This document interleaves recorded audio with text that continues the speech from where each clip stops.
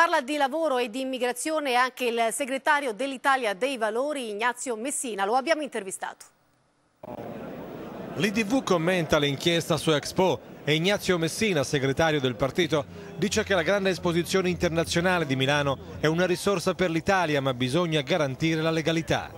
Noi riteniamo che siamo in piena Tangentopoli, c'è una grandissima corruzione, ma l'Expo è un'opportunità che non si può perdere. Bisogna intervenire sulle imprese che ci lavorano per evitare che ci siano commistione con mafia e criminalità. Deve essere un Expo pulito, ma bisogna dare i poteri a chi deve gestirlo e fare in modo che si possa andare avanti. L'Italia sta nuovamente vivendo l'emergenza dell'immigrazione, l'Italia e il Mediterraneo.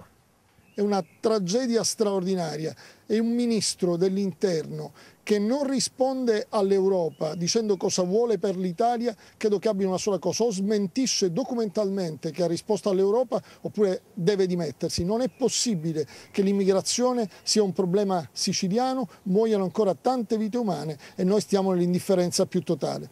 Ma l'Italia dei Valori guarda già dopo il 25 maggio, c'è il capitolo del lavoro e delle riforme. Bisogna fare le misure vere, non puntare sul precariato, non è il precariato il futuro. Un contratto di apprendistato da 36 mesi lo puoi rinnovare 5 o 8 volte, ma dopo 36 mesi sei sempre un disoccupato. E poi la posizione dell'IDV sulle riforme.